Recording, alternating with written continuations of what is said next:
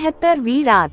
जब 76वीं रात हुई तो उसने कहा कि ए नेकबख्त बादशाह, जब भट्टी वाले ने इरादा किया कि अपने गधे पर काठी रख कर भाग जाए, और जब वो अपने दिल में ये बातें कर रहा था कि देखना चाहिए कि उसका क्या हाल हो, तो अभी ये बातें खत्म ना करने पाया था कि खादिम इसके सर पर आ खड़ा हुआ और दूसरे नौकर चाकर इसके गर्द जुमा हो गए। जब भट्टी वाले ने देखा कि खादिम इसके सर पर खड़ा है तो उसके पट्टे कांपने लगे और वो सहम गया और बुलंद आवाज से कहने लगा कि उसने मेरी सारी भलाइयों पर पानी फेर दिया और वो इस खादिम और दूसरे नौकर चाकरों को मेरे पीछे लगाया, गोया मैं भी इसके गुनाह में शामिल हूँ। इतने में खादिम ने इसे डांट कर कहा कि ऐ झूठे, अशार कौन पढ़ता था? तूने मुझसे ये क्यों कहा कि ना तूने अशार पढ़े और ना तुझे मालूम कि किसने पढ़े? हालांकि वो तेरा रफीक है, इसलिए मैं यहाँ से लेकर बगदाद तक तेरा पीछा न छोड़ूंगा, और जो तेरे रफीक का हाल होगा वही तेरा भी होगा। जब उसने खादिम को ये कहते सुना तो वो अपने दिल में कहने लगा कि जिससे मैं डरता था वही पेश आया। अब खादिम ने दूसरे नौकरों से डांट कर कहा कि उसे गधे से उतार लो, और इन्होंने उसे उतार लिया और उसे घोड़े पर सवार किया और काफिले के साथ रवाना कर दिया, और नौकर चाकर उसके इर्द गिर्द थे और आंख मारते जाते थे। खादिम ने उनसे चुपके से कहा, उसे इज्जत से रखना, जलील ना करना। अगर इसका जरा भी बाल बीका हुआ तो तुम्हारी खैर नहीं। भट्टी वाले ने जब नौकरों को अपने इर्द गिर्द देखा तो वो जिंदगी से ना उम्मीद हो गया और खादिम की तरफ मुखातिब होकर कहने लगा कि ए सरदार, मैं ना उस शख्स का भाई हूँ और ना अजीज, ना मेरा इससे कोई रिश्ता नाता है, ना ही इसका मुझसे।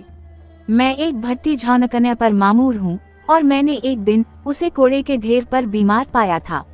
काफिला चला जा रहा था और वो रो रहा था और उसके दिल में हजारों वसवसे आ जा रहे थे, और खादिम इसके साथ साथ था और उसे वाकयात से मतला ना करता, बल्कि ये कहता कि तूने और इस लड़के ने शेर पढ़ पढ़ कर मेरी मालिका को दिख किया है और तुझे अपनी जान का खौफ नहीं।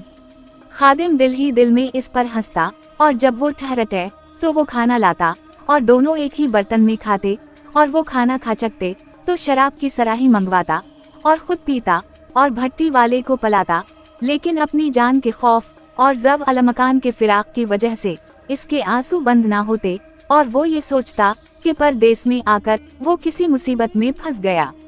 वो यही सोचता जाता और खादिम इसके हमराह चलता जाता था।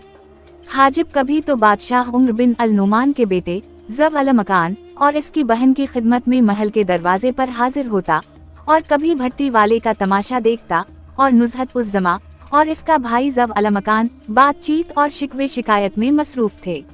वो इस हालत में चलते चलते मुल्क के करीब पहुँचे और इनके दरमियान महज 3 रोज का फासला रह गया। अब शाम होते ही वो उतर पड़े और आराम करने लगे और सुबह तक आराम करते रहे। जब सुबह नमूदार हुई तो वो उठे तो सामान लादने ही वाले थे कि उनको एक गर्द उठती दिखाई दी, और हुआ तारीख होकर अंधेरी रात की तरफ हो गई। हाजिब ने आवाज दी कि ठहरो, अभी मत ला दो, और वो इसके गुलाम सवार होकर गर्द की तरफ रवाना हुए। जब करीब पहुँचे तो इन्हें गर्द के नीचे एक बड़ा लश्कर नजर आया जो मतलातम समंदर की तरह था, और जिसके साथ झंडे और इल्म और ढोल और सवार और सूरमा थे। हाजिब को ये देखकर तअज्जुब हुआ। जब लश्कर वालों ने उसको देखा तो तकरीबन 5 सवार आगे बढ़कर हाजिब और उसके साथियों के पास आए और उनको घेर लिया, और एक एक गुलाम के गर्द 5-5 सवार जुमा हो गए। हाजिब ने पूछा कि ये क्या किस्सा है और ये लश्कर कहाँ से आया है कि हमारे साथ ये हरकत कर रहा है? इन्होंने कहा कि तो कौन है और कहाँ से आ रहा है और कहाँ जा रहा है? इसने जवाब दिया कि मैं बगदाद और खरासान के बादशाह उम्र बिन अल नुमान के बेटे शरकान का, जो दमिश्क का वाली है, हाजिब हूँ, और उसने मुझे खराज और हदिये लेकर अपने बाप के पास बगदाद भेजा है। जब इन्होंने इससे ये सुना तो मुंह पर रुमाल डालकर रोने लगे और कहा कि उम्र बिन अल नुमान फौत हो चुका है, और वो भी जहर से। तेरे लिए कोई हर्ज नहीं तो जाकर बड़े वजीर दंदान से मुलाकात कर। जब हाजिब ने ये सुना तो रोने पेटने लगा और कहने लगा कि हाय, इस सफर में हमारी नाकामी।